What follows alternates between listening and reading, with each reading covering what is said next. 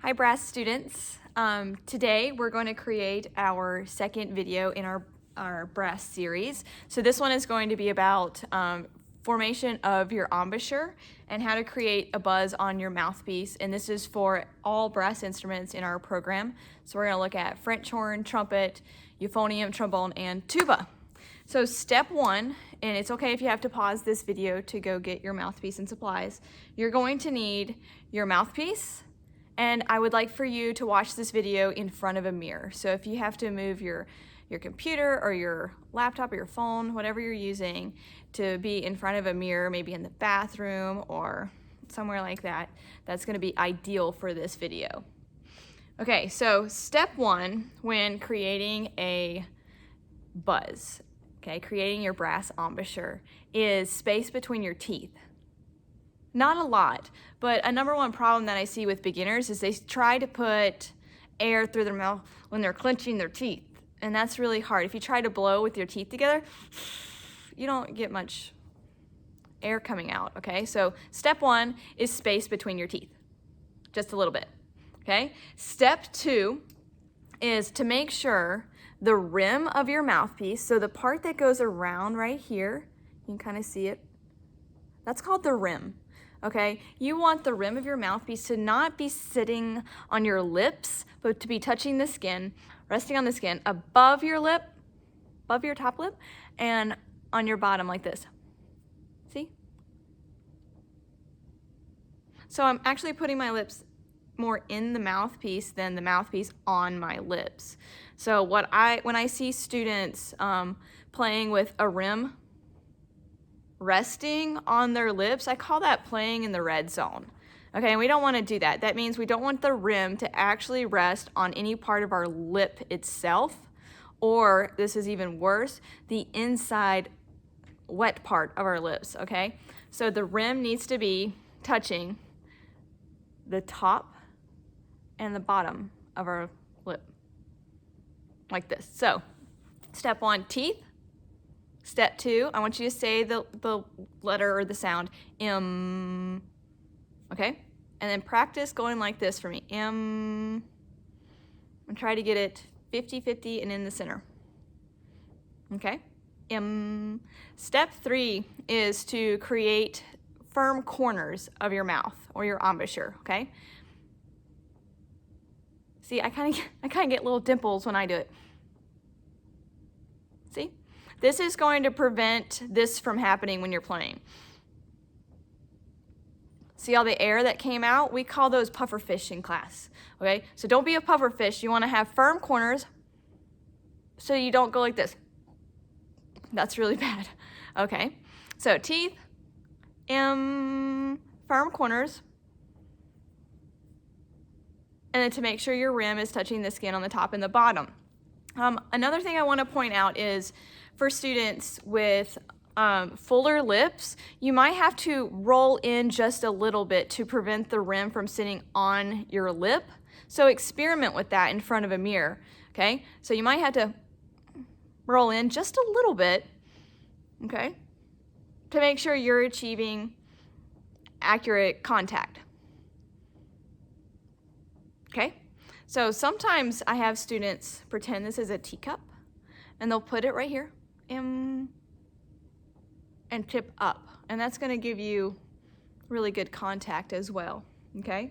So another thing I want to caution about is, again, the teeth, because that plays a lot in how we form our sound and our buzz, all right? So if your teeth are not far enough apart, what's going to happen is when you take a big breath of air and you blow it out, if there's not enough space, the air is going to start going through your teeth instead, and that's going to create air pockets. So it's going to look like this. Do you see that? It's when air goes up here and air goes down here in the bottom sometimes as well. I'll show you with the mouthpiece. Okay, that's when the air is going through your teeth. And you just need to lower your jaw some to allow the air to come between your teeth. Okay, so the next thing is the actual placement. Where do we place it on our lips? Is it over here, over here? How much upper lip, how much bottom lip? So typically I have students start, just like your book says, at 50-50. So that means half, it's equal bottom, equal lower lip, okay? 50-50. So teeth, tighten the corners, place it.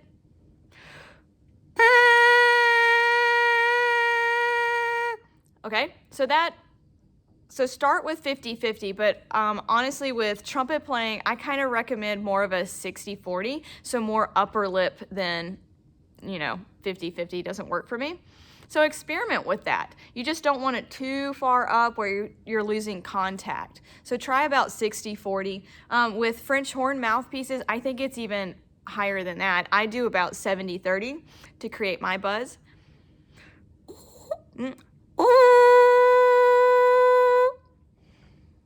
So if you look, I have a lot more of my upper lip in there than the bottom lip. So 70-30 probably for French horn. Trombone is about the same. I do about 60-40. Same thing. Tuba is probably even more for me. I have a really small face as well. So if you notice, the rim kind of goes all the way up to my nose, and that's okay. Okay, because it's a really large mouthpiece. Okay, so the second thing is, do I keep it on center? Is it okay if I'm off center? And your book will say to play 50-50 center. That only works for a handful of people because everybody's anatomy is different. And I honestly play a little bit to the side because that's the flattest part of my teeth. And that's the most comfortable for me. So you want to experiment just a little bit with, are you going to be 50-50, equal top, bottom lip? Are you going to be a little to the left, a little to the right? We just want to avoid extremes. And extremes means you have way too much upper lip, way too much bottom lip, or you're like playing over, that doesn't work, right? Okay, so avoid the extremes. So let's go over our checklist to make sure we all know how to create a buzz, and then I'm going to give you your homework. So step 1, teeth. Put the space. Step 2, tighten the corners so we don't have any pufferfish. That's bad. Teeth, corner. 60-40.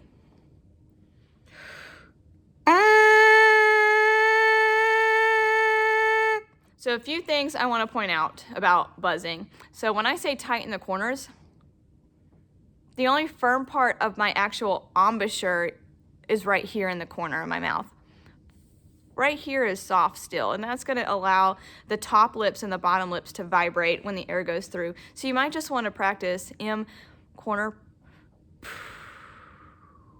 before you attempt a buzz, just to make sure that your aperture, where the air is coming out, is remaining soft. Okay, so teeth, firm corners. Okay, and then put your mouthpiece, and maybe just try with air for a second. That's okay. All right, so avoid the pufferfish, avoid the air leaking into pockets, all right, in your lips. And another tip I'm going to tell you is try buzzing with your finger slightly over the end. It's going to allow for a little bit of resistance. It's going to mimic your instrument, okay? So just like that. All right, so let's go through our checklist. Teeth, corners.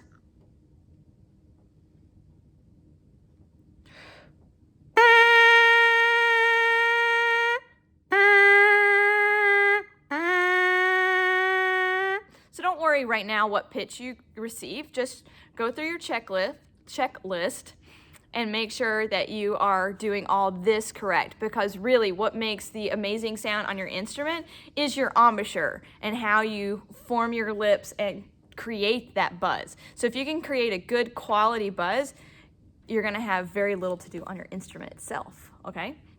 So we know how to create our embouchure. We know how to do our buzz. So the next step is I want you to practice doing what's called, oh Lordy, I forgot my words. Sirens, there we go. what's called sirens. So you're going to experiment with the speed of your air. We call it our air velocity in class. And you're going to experiment with your jaw. What's going to happen to your pitch, your tone, or your note when your jaw is going up and down? Like that. So I will demonstrate. So I'm going to grab my trumpet mouthpiece. I'm going to go through my checklist: teeth, corners, placement, resistance.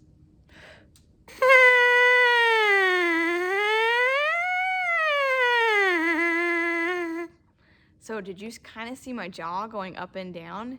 It changed the pitch, all right? And if you notice, if my air started to slow down, my buzz, the vibration of my lips started slowing down, and then I lost my buzz, okay? So make sure that when you're going up and down with your jaw, that you're also increasing the velocity of your air, and that's gonna help you with your siren a lot. The second exercise you're gonna do, so you're gonna practice sirens, and you're gonna practice the second thing, which is just holding out a buzz for as long as you can, all right? And I want you to time yourself. And the second time you do it, try to beat your time before. So it's just simply going through your checklist,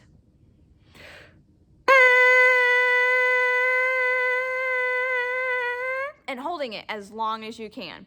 And if you feel confident with your mouthpiece, all right, you're great with your checklist and you're getting a good quality buzz on your mouthpiece, next step is to put it on your instrument. Now, if you need to review how to properly hold your instrument, because we want to avoid bad habits, please, refer to the first video series. So, same thing, you're holding your instrument correctly. You've studied the video, okay? Good form of your hands and everything. Go through your checklist: teeth, corners, good breath.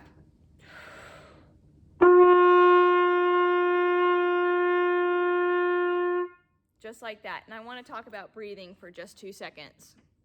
All right, it's a lot to cover, I know. So when you're practicing at home, you're sitting in a chair, you're not sitting on your bed, and you're definitely not sitting on the floor. That's just poor form. Sit with good posture. You want a straight torso so that you can fill up both lungs when we take a breath. And you want to fill up, we say fill up from the bottom up. So from your gut all the way up, and try not to raise your shoulders, okay? And when I take a breath, when I'm ready to play, I'm not doing this. I'm not breathing through my nose. No, that's not okay. How are you gonna play when you have a cold, all right? Or with allergies. So no breathing through your nose, okay? Big breath through your mouth, and I'm not gonna do it like this. Nope, that doesn't work. So form your embouchure and drop your jaw just a little bit to create a pocket, and you're gonna breathe through the sides of your mouth.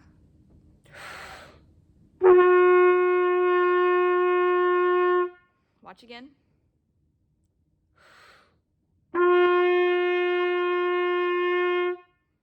Okay, and that's the same for all of our brass instruments. So if I pick up my trombone, okay, I go through my checklist. Teeth, corners, no pufferfish, no pockets. And if you have fuller lips, roll in. That's okay. All right, put it on your instrument. Hold the trombone correctly. Remember our L. Hold it correctly. Wrap, chomper, grab. Okay. Good breath.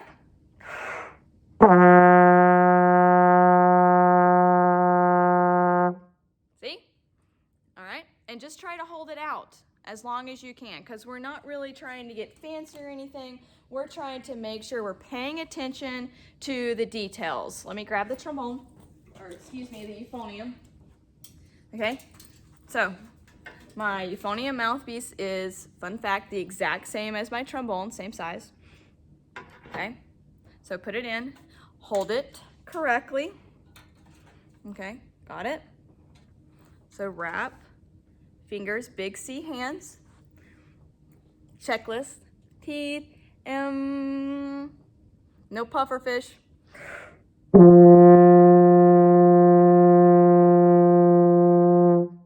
Just like like that, okay?